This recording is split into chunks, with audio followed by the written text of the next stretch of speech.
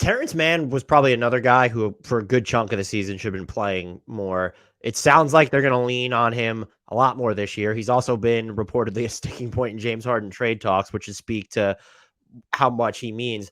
Is there something specific he unlocks with this team, or is it more about the gap filling, the ball handling, the cutting, even the hope of his shooting, even some of the undersized screening that he's able to do? Everything. Yeah.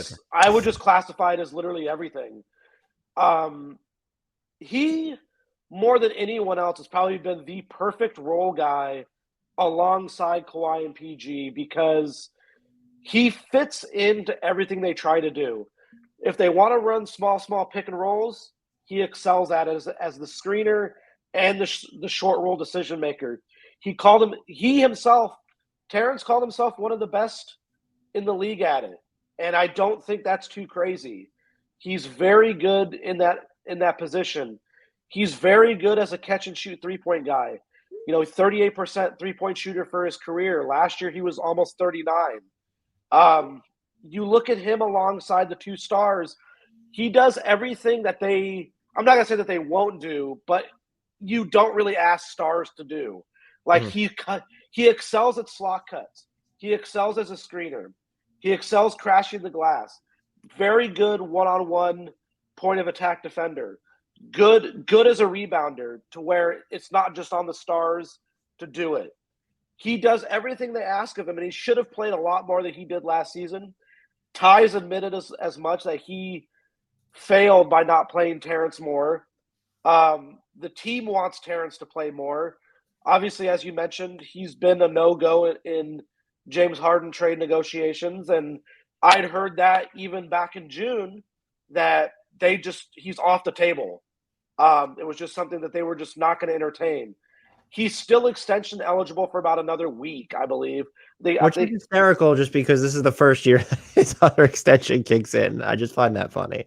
Yeah, it's really weird when you think about it.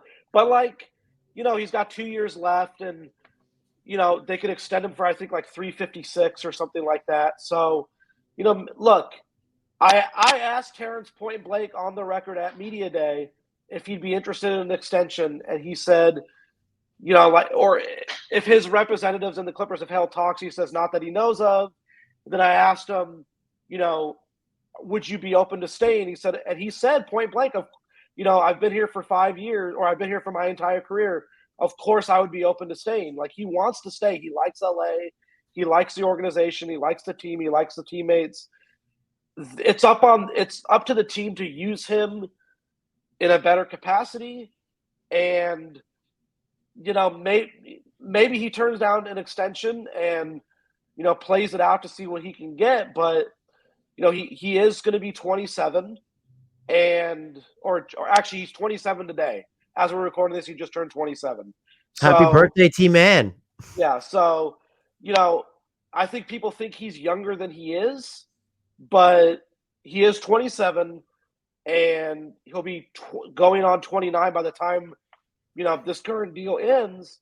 So the clock is ticking for both him and the team, but he is the perfect role guy, the perfect glue guy for that, for that duo and that lineup. So I get why they won't include him. I understand for people it might seem a little crazy, but you also have to look at it as like an asset point of view, which is if they trade Terance, that's it. They have nothing left that they can trade. Like, they'll have given up all their picks. They'll have given up Terance. That's it. They don't have anything else. And I think he represents the last bastion of trade equity for the team, but also on-court value that they can both kind of maximize on the floor and off if they need to. I know he's older than people think, but I think with his extension, he could technically be on the books for $5 and $78 million. Yeah. That is a fucking fantastically team-friendly deal if he signs that, I would say. Yeah. Considering he would also be like to 32 years old, it would actually be crazy.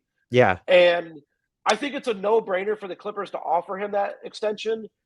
I'm uncertain. I have no idea if he would actually accept that actual extension, just because, like, in the marketplace, that is so far below his actual value that, like, it's not disrespectful to him, but it is like like you look at what he does and you're like, there's going to be guys this coming off season who make that who are not as good.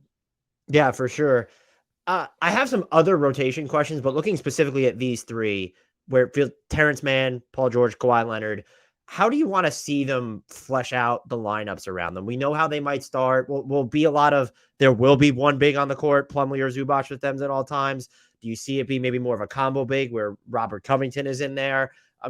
How do you think they can optimize though? Like, what is the best lineup combination for those three?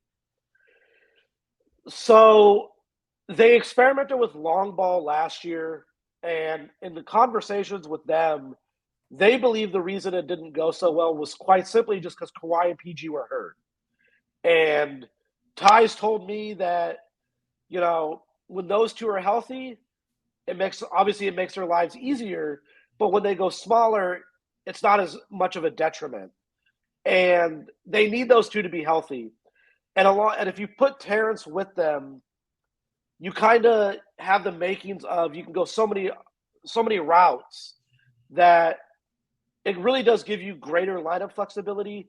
I like Rocco alongside them. I think for what he provides, which is backline defense, has been not a problem for them, but it doesn't hurt to have another guy who, can be a rim protector. He's got very fast hands and passing lanes.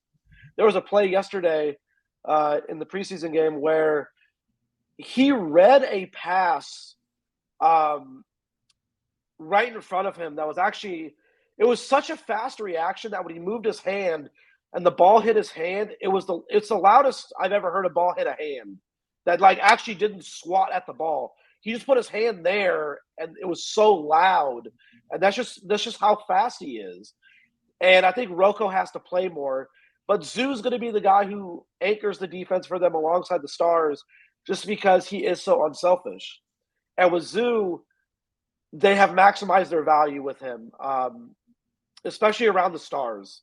Because Zoo's so malleable. He does all the little things. He screens. He's their best screener, obviously. And he's mastered or begun to master the Gortat screen in the paint, which has been a nice little thing. Everyone loves playing with them. It's just they have a lot of options, but I also think that's a bad thing. I think it messed with them last year, and I do think a lot of options is not necessarily the best way forward. I think that they sometimes lose the forest for the trees, so to speak, where they have all these guys and they talk about their depth and like, oh, we should play this guy and this guy and this guy. Well, you can't play everybody. And if you try to play everybody, that's how stuff gets jumbled and, it gets out of whack. So like a guy like Norman Powell, for instance, has to play, but where? Like, how do you play him? Because you have Bones Hyland, who you've said is your backup point guard. And you've kind of seen how he fits around the stars, at least in preseason. But like it throws stuff out of whack that there's a lot of uncertainty lineup wise that I think they're going to have to figure out. It's not easy to figure that out.